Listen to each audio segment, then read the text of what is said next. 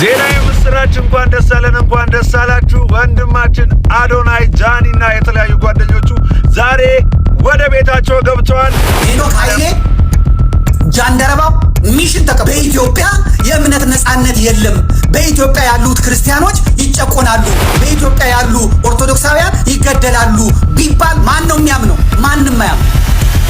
እውነቱን ልንገር፣ ቦሌ መድኃኔዓለም የምታየው መድረክ አዳነች አበቤ ናት የከፈለችው። የአዲስ አበባ አስተዳደር ነው የከፈለው። ልዩ መረጃው ተሰምቷል። ቱሪስቶች ወደ ሰሜን ኢትዮጵያ የሚሄዱት ከሰይጣን ጋር ቃል ኪዳን ለመፈጸም ነው ያለው ፓስተር ጉዳይ። ሰሜን አካባቢ የሚሰራ አጋንንታዊ ኃይል የትም ቦታ አገሪቱን እንፍረስ አገር እንደቀልድ የሚፈርስበት መንገድ የለም። ስለዚህ ጨርሱ ከሆነ እኛ የሚጨርሱና ከዛ ህዝቡን ይጨርሱ።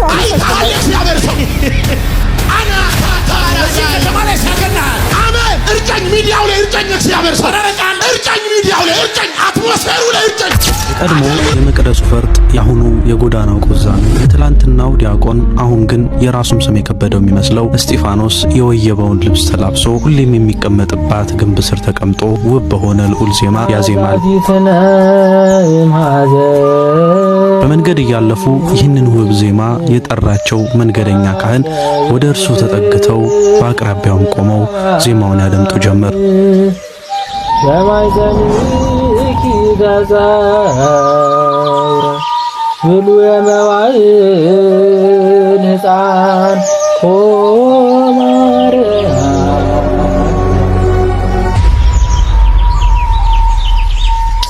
አባቴ ይፍቱኝ ይባርክ። እግዚአብሔር ይፍታ፣ እግዚአብሔር ይባርክ። አባቴ ይቺ ቦታ እኮ ለእርሷ ቆሻሻ ናት። ቱንም አባቴ አይ ልጄ አምላካችን እኮ ምንንም ሳይንቅ ከሁሉ ጎን ይገኝ አይደል? የኔ ልጅ ይልቅስ ድምጽ የተገራ ልዩ ቅሽር ነህ። ከቤተ ክርስቲያን ስር ከኔታ ዘንድ የተሟሸ ይመስላል። እንዲያ ነው እንዴ ልጄ? እሺ አባቴ እውነት ነው። እርሱስ ከተናቁ ጎን መች ይጠፋና የመግዶላ ማርያም ለዚህ ስትመስል። አሁን ይልቅስ ጥያቄን መልስልኝ። አዎ አባቴ በእኔታ የተቀመምኩ ንባውን ከዜማው ዜማውንም ካቋቋሙ ሁሉ ሳይቀር የቀጸልኩ ነበርኩ። ግን ምን ዋጋ አለ?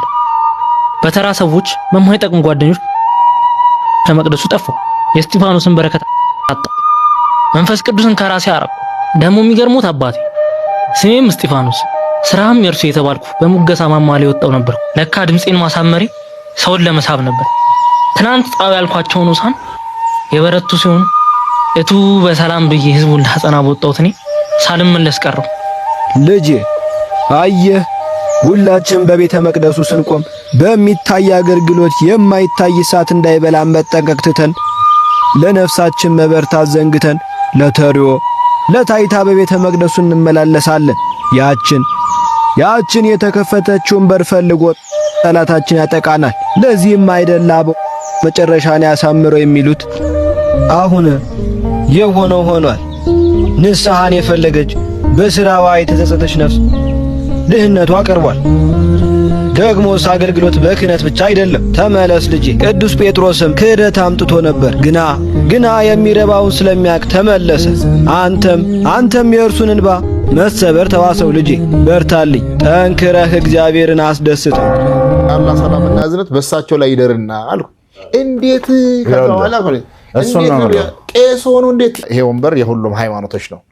የኦርቶዶክሱም፣ የሙስሊምናውም፣ የኢቫንጀሊካኑም፣ የካቶሊኩም፣ የአድቬንቲስት የሁሉም ነው። እኔ ወክዬ የመጣሁት ግን የኢትዮጵያ ኦርቶዶክስ ተዋሕዶ ስለሆነ ኢትዮጵያ ኦርቶዶክስ ተዋሕዶ ቤተክርስቲያን አቋም ብዬ አላነብም። የጋራ አቋም ነው። የአቋሙ የጉባኤ አቋም ላይ እንደው ለምሳሌ ልነግርህ ነው። የጉባኤው አቋም ላይ ለምሳሌ ሲሰደብ የነበሩት አብዛኛው ጊዜ ያው ብሽሽቅ ውስጥ ኢየሱስ ክርስቶስና ነብዩ መሐመድ ናቸው። ብዙ ጊዜ ሲሰደቡ እነዚህ የሃይማኖቶቹ መስራቾችና መሪዎች፣ ለክርስትና ኢየሱስ ክርስቶስ ነው፣ ለእስልምና መሐመድ ነው። ያው እና ዞሮ እዛ ጋር እንትን ለስም አጠራሩ ክብር ይግባውና አምላካችን መድኃኒታችን ኢየሱስ ክርስቶስ አልኩኝ። እኔ በግሌ አማኝም ስለሆንኩኝ ለስም አጠራሩ ብለህ ለሚጠራው ስም ክብር ትሰጣለህ ነው። ከዛ በኋላ እንደገና ደግሞ ይሄንን የሚሳደቡ ሰዎች እንደዚህ ትክክል አይደሉም ካልኩ በኋላ መጨረሻ ላይ ደግሞ ነብዩ መሐመድ የአላህ ሰላምና እዝነት በእሳቸው ላይ ይደርና አልኩ። እንዴት ከተዋላ እሱ ነው ቄስ ሆኑ? እንዴት እንደሱ ነው የምለው። አሁን አንዳንድ ጊዜ ስራ እንትን አይለይም። አሁን በእነሱ ቤት አንተን በማውገዝ ሊጸድቁ ነው። በእነሱ ቤት እርሱ ተሳስተዋልና መመለስ መቻላቸው ይሄ ተቋም ነው፣ ስራ ነው እኮ እሱ ያልተለየበት የማነበውን እኔ ያውቃለሁ። ማንም ሰው አይደለም ያመነብኝ፣ ያመንኩትን እኔ ያውቃለሁ። እኔና አምላክ የምንገናኝበት የራሳችን መንገድ አለ። አንዳንድ ጊዜ እዚህ ጋር ግን ያለ ያነበብኩት የአላህ ሰላምና እዝነት በሳቸው ላይ አይደል? ምን አገባው በሳቸው ላይ ቢያድር እንዴ? እኔ እኮ እኔ ላይ ደር እንደዚህ ይሁንልኝ ብዬ እኮ አይደለም እየጸለይኩ ያለሁት። በዚያ ላይ ደግሞ የሃይማኖት ተቋማት ጉባኤ ጠቅላይ ጸሐፊ ለምን ሆኑ ብለው ቢጮሁ ያምርባቸው ነበር ከፈለጉ። እዚህ ጋር ከገቡ በኋላ እንትን ከማለት እና አንዳንዱ በጣም በትክክል ቦታውንም አለማወቅ ማንዴቱንም አለማወቅ። ዜና የምስራች! እንኳን ደስ አለን፣ እንኳን ደስ አላችሁ። ወንድማችን አዶናይ ጃኒና የተለያዩ ጓደኞቹ ዛሬ ወደ ቤታቸው ገብተዋል። ድንግል ማርያምን ጠርቶ ያፈረ የለም እስከ ዛሬ ድረስ። ተስፋው ነበረች፣ ዛሬ ወደ ቤቱ እንዲመለስም ሆኗል። ወንድሜ እንኳን ደስ አለ።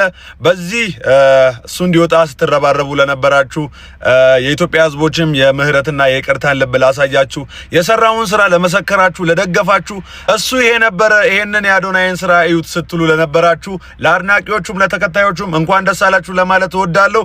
ሁላችሁም እንኳን ደስ አለ በሉልኝ። ጉዳዩንም አይዞህ ማምን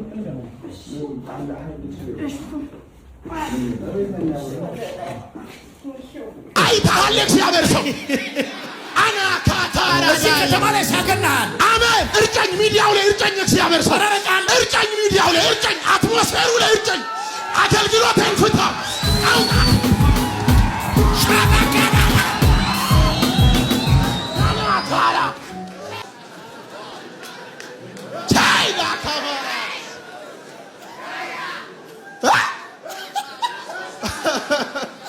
ታሊያዳ ካቫርዳስ አይታል ይኸውልህ፣ የት ነው የምታገለግለው? እዚህ አዲስ አበባ ነው የማገለግለው። ምን ሚኒስትሪ ውስጥ? ትንሣኤ ወንጌል የሚባል። የማን ነው ቸርቹ? ነቢይ ምረቲካ ይባላል። አይ ላቭ ዩ በልልኝ እና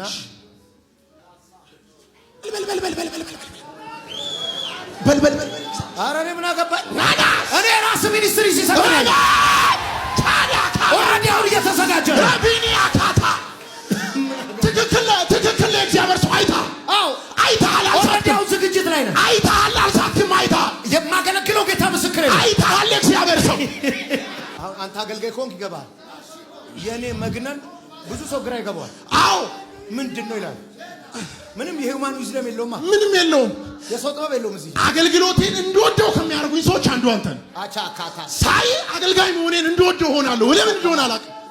እግዚአብሔር አምላክ ምስክሬ ነው። አቻዳዳዳ ከዛ ጋር ወደ አንተ ስመጣ ይሄንን ሚኒስትሪ ያገነነ ቅባ አዳ እዚህ ከተማ ላይ አገነዋለሁ ብሎኝ ነው። አሜን። እዚህ ከተማ ላይ አገነዋለሁ። አሜን። የሚይዝ የሚከለክል የለም። አሜን። ዛሬ እንድትረጨኝ ነው የመጣሁት። በቃ አትሞስፌሩ ላይ እንድትረጨኝ፣ ምድሪቱን እንድትሰጠኝ ነው የመጣሁት። ልቀበል ነው የመጣሁት። ይኸውልህ ከነቢያት የሚወሰደው ስፒሪት ነው። አዎ ከኤልያስ ከተለያየ በኋላ አናናስ መንፈስ በኤልሳ ላይ ነው ያሉት። አቻቻና ላይ ያለውን መንፈስ ሻባጋም ውሰደው በኢየሱስ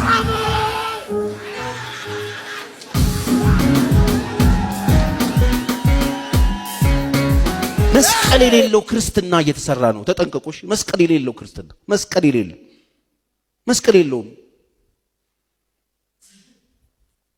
መስቀል የለውም። ጩኸት ነው፣ ጭፈራ ነው፣ ልኑታ ነው፣ ምናምን ነው፣ ተተሳለ ተረብሳለ ነው።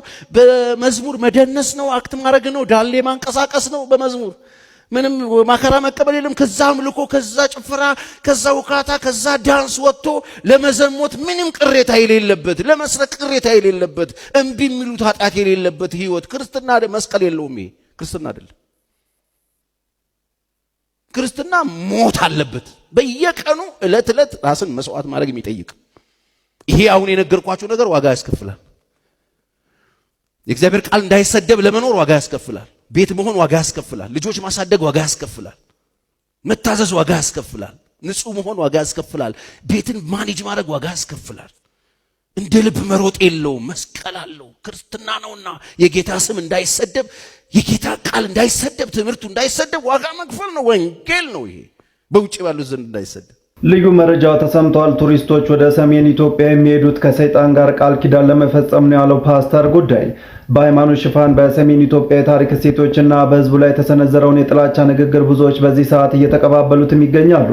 በቅርቡ አንድ ፓስተር በመድረክ ላይ ቀርበው የተናገሩት ንግግር በማህበራዊ ሚዲያና በብዙሃን ዘንድ ከፍተኛ ቁጣን እየቀሰቀሰም ይገኛል።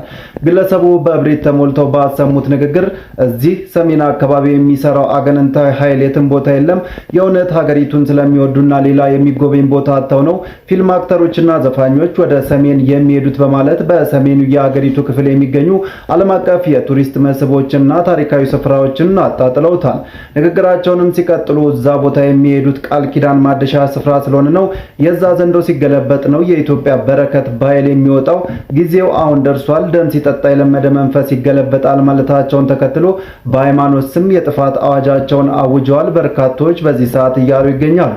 ሰሜን አካባቢ የሚሰራ አጋንንታዊ ኃይል የትም ቦታ የለም። አገሪቱን ስለሚወዱ ሌላ የሚጎበኝ ቦታ የለም። ቀጥታ መጥተው ፊልም አክተሮች፣ ዘፋኞች ወደ ሰሜን የሚሄዱት ምን የሚጎበኝ ቦታ ጠፋኝ ሀገር? ኧረ እየተዋወቅን እኛ አይናችን የተከፈተ ሰዎች ነን። እዛ ቦታ የሚሄዱት ይኸው ቃል ኪዳን ማደሻ ስፍራ ስለሆነ አንዱ ቦታ ስለሆነ የዛ ዘንዶ ሲገለበጥ ነው የኢትዮጵያ በረከት በኃይል የሚወጣው።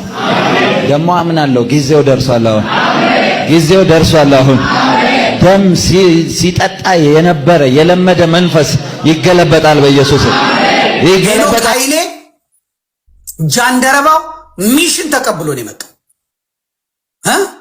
ይሄንን ያየ የአሜሪካ ሴናተር፣ ይሄንን ያየ የተባበሩት መንግስታት፣ ይሄንን ያየ የዓለም መንግስታት በኢትዮጵያ የእምነት ነጻነት የለም፣ በኢትዮጵያ ያሉት ክርስቲያኖች ይጨቆናሉ፣ በኢትዮጵያ ያሉ ኦርቶዶክሳውያን ይገደላሉ ቢባል ማን ነው የሚያምነው? ማንም አያምንም። እውነቱን ልንገርህ፣ ቦሌ መድኃኔዓለም ይሄ የምታየው መድረኩን አምጣልኝ፣ መድረኩን ሳብልኝ። ይሄ የምታየውን መድረክ አዳነች አበቤ ናት የከፈለችው። የአዲስ አበባ አስተዳደር ነው የከፈለው። የሰሩት ፕሮቴስታንቶች ናቸው። መድረኩን ያቋቋሙት ፕሮቴስታንቶች ናቸው። ቶፕ ቪው ቀረጻ የሚካሄደው ለዓለም መንግስታት ነው። ክርስቲያኖች በተጨፈጨፉ ማግስት የሚመጣ ነው። እዚህ ላይ በኢትዮጵያ ውስጥ የኢትዮጵያ ሰንደቅ ዓላማ የለም፣ ተመልከተው። የቤተ ክርስቲያኒቷ ሰንደቅ ዓላማ የለም፣ ተመልከተው። ምክንያቱም አውደም ስቴጁን የሚሰሩት ሰዎች ኦርቶዶክሳውያን አይደሉም። ሌላ መኒ ላውንደሪንግ አለ። አሁን ሄኖክ ኃይሌ ቀሲስ ሳሙኤልንና ዘመድኩንን ሳልበቀል እንዳልሞት እያለ ነው የሚለው። ከጎጃም የቅባት ባለሀብቶችና ከትግሬ የወያኔ ባለሀብቶች ጋር ሆነው የሚሰሩትን መኒ ላውንደሪንግ ልንገር። አሁን ለዚህ ዝግጅት ተብሎ የተዘጋጀውን አንድ ሰርተፍኬትና የመግቢያ ዋጋውን ላሳየህ። የገቡት የጎጃም የቅባት ባለሀብቶችና የትግራይ ባለሀብቶች ናቸው። አንጣ ትኬቱን ላሳየህ። የቅድሙን ትኬት አንጣልኝ፣ ተመልከት። ጃንደረባው የሚመራኝ ሳይኖር ይህ እንዴት ይሆንልኛል አለው ይልና ይቀጥላል። የጌታችን ልደት በምስጋና የምናከብርበት የአእላፋት ዝማሬ ዘንድሮ ከወትሮ በተለየ ለመጀመሪያ ጊዜ በመስቀል አደባባይ የሚደረግ ይሆናል። ልብ በል፣ በመስቀል አደባባይ የሚደረግ ይሆናል። እርሶም በልዩ ሁኔታ ለሚቀርበው ለዚህ ዝግጅት የገቢ ማሰባሰቢያ እንዲሆን ባዘጋጀነው የልዩ እንግዶች የራት ግብዣ ላይ እንዲገኙልን በአክብሮት ጠርተኖታል። አገልግሎቱን ለመደገፍ የመግቢያው ዋጋ 20,000 ብር ነው። 20,000 ብር። ይሄ ብር አሩሲ የሚሄድ አይደለም። ይሄ ብር ተፈናቅለው በየመጠለያ ቤቱ ለሚሄዱት አይደለም። ይሄ የኢትዮጵያ ምዕመናን ግጦ የግብረ መልሱን እንዳትሰጡ የሚያደርግ ነው። ይሄ ሊሰመርበት ይገባል። አይቀር፣ መንግስት ተዘጋጅቶበታል።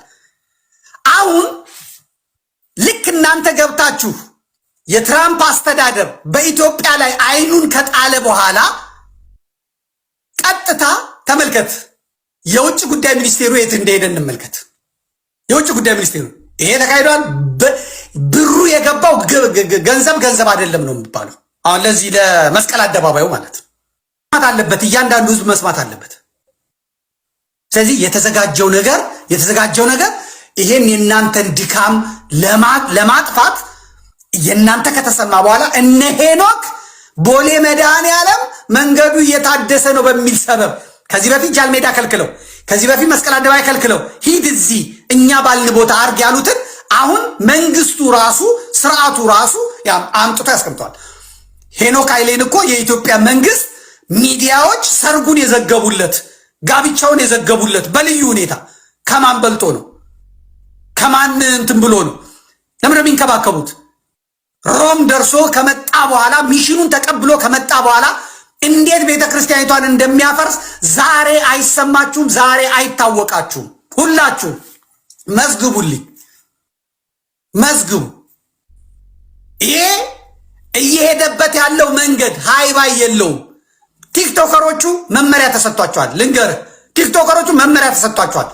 እስላሞቹ ሳይቀሩ የቦሌው ላይ የመስቀል አደባባዩ የአላፋት ዝማሬ ላይ እንገኛለን ብለው እንዲሰሩ ተነግሯቸዋል። አርቲስቶቹ ተነግሯቸዋል። በአጠቃላይ ማለት ነው። ከዛ ማን ነው የሚዘግበው? አርቲስት ቲቪ ይዘግበዋል፣ ሬዲዮ ፋና ይዘግበዋል፣ ኢትዮጵያ ቴሌቪዥን ይዘግበዋል፣ ምኑ ይዘግበዋል በቶፕ ቪው። ከዛስ ማን ይወስዳሉ?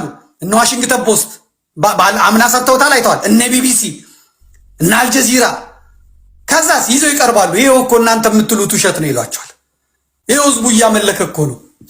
ነፃነቱ እኮ እንዳለ ነው። አዲስ አበባ ምን ሆነ? እስካሁን ዳርዳሩ ነው እንጂ የታረደው አዲስ አበባ መሃሉ ምን ሆነ? መሃሉ ዳር የሚሆንበት ዘመን ግን እየመጣ ሁሉም ሰው የሚኖረው የራሱ ህይወት። እኔ ባንቺ ስቀና እኔን የመሆን ጊዜን እያቃጠልኩ አንቺን ለመሆን ስጣጣር ነው። ስለዚህ ለዚህቻችን እድሜ የሆነ ሰው ፕሮግረስ እያየው እንዲሆነ እያልኩ እየተደሰትኩ እየተቃጠልኩ እየተበሳጨው ለምን ጊዜን አጠፋዋለሁ? አንተን በመሆን ቢዚ ከሆንክ የሌላው ጉዳይ አሳስብ እና ብዙ ጊዜ ቅናት የሚመነጨው እግዚአብሔር ለቃየል ምን አለው መሰለሽ? ስለምን ቀና ስለምን ፊት ጠቆረ አለውና ምን አለው መሰለሽ? መልካም ብታደርግ ፊት ያበራል ነበር አይደል? ምን ማለት ነው? አንተ መልካም ከሰራህ የሱ ሰክሰስ አያበሳጭም። ይሄ ጀነራሊ ለሁላችን ነው የተናገረው። ቃይሎች ባቤሎችም ስለበዛ ነው ለሁላችን ይሁን። እኔ ጓደኛዬ መኪና ሲገዛ የምናደደው እኔ መኪና ስለሌለኝ እሱ ከመግዛቱ በላይ እኔ ያለመኖር ጫና ሆኖብኝ ለምናደደው አይደል? ቢኖረኝ ግን ምንም አይመስለኝም። ስለዚህ የሱ ሰክሰስ የሚያናድደኝ እኔ ፌል ስላደረኩ። ስለዚህ መፍትሄው ምንድነው? የራሴ ላይ መስራት። መልካም ብታደርግ ፊት ያበራ ያለው ለምን ራስ ላይ አታተኩርም? ያንተ ስኬት የሱ ስኬት እንዳያናድድ የማድረግ አቅም አለው። ስለዚህ የራስ ላይ ከራስ ጋር መወዳደር። እኔ መብለጥ ያለብኝ ራሴ ነው። አሁን ያለሁትን ሄኖክ መብለጥ ነው እቅዴ መሆን ያለበት።